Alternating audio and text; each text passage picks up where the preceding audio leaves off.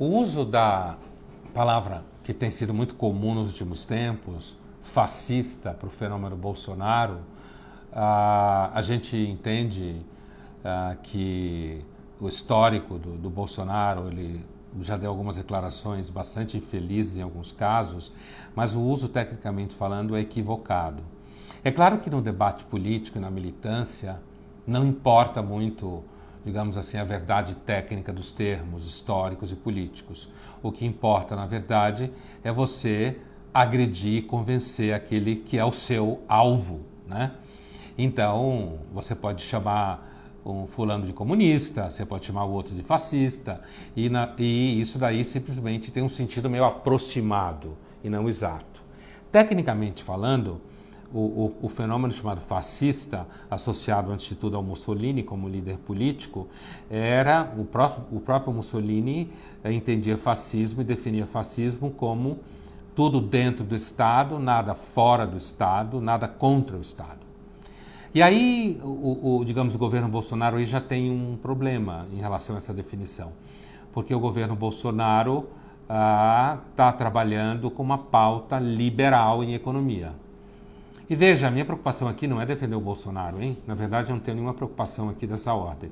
A minha preocupação aqui é simplesmente pontuar um conteúdo técnico da expressão e fazer com que a gente entenda o seguinte: uma das características dos eleitores do Bolsonaro e do fenômeno Bolsonaro no Brasil, e que não é diferente de outros casos semelhantes no mundo nos últimos tempos, é que, ao contrário de querer destruir a democracia, como algumas pessoas falam, esses eleitores entendem que o que eles estão querendo é que a democracia foque neles, como se fala por aí. Foque neles. No sentido de que eles acham que a democracia foi, de alguma forma, tomada por elites intelectuais, elites culturais, elites políticas, elites econômicas que ficam fazendo os joguinhos deles em casas de campo, casas de praia, restaurante caro dentro da universidade, em congressos de sociologia e filosofia por aí, ampofes da vida, quando na verdade eles estão esquecidos. É por isso que esses eleitores do Bolsonaro, eles estão em busca do que a gente pode chamar de um tipo de democracia direta. Daí a importância das mídias sociais para eles. Eles se veem como alguém que está corrigindo um defeito da democracia. Isso não é unicamente minha opinião. Qualquer pessoa que hoje vá em busca de literatura especializada em política dos últimos 4 anos no mundo, sabe muito bem o que eu estou dizendo. O governo Bolsonaro e o fenômeno Bolsonaro não pode ser reduzido ao fascismo histórico. Isso significa que, quando você chama o Bolsonaro de fascista, você, na verdade, está confundindo os termos, confundindo a análise e atrapalhando até aqueles que, por acaso, queiram criticar o governo Bolsonaro. Entendeu? Quer dizer, porque os eleitores do Bolsonaro, pelo contrário, eles querem uma democracia que esteja na mão deles, no celular deles.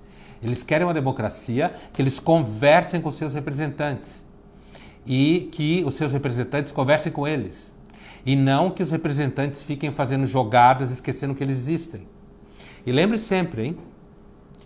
O eleitor típico do Bolsonaro é aquele que acha que o Estado o esqueceu, que a sociedade o esqueceu, que a sociedade serve simplesmente às pessoas que são chiques e elegantes, e por isso eles se identificam com um sujeito que faz churrasco na varanda, vai ao banco durante a semana, tirar dinheiro do caixa eletrônico, e que fala diretamente numa linguagem que todo mundo entende. Então nunca mais chame o Bolsonaro de fascista. Você pode até chamar se estiver com raiva, mas quando você estiver fazendo isso, você está cometendo um equívoco histórico, filosófico e político e está esquecendo o fundamental. O eleitor do Bolsonaro acha que ele está salvando a democracia de você.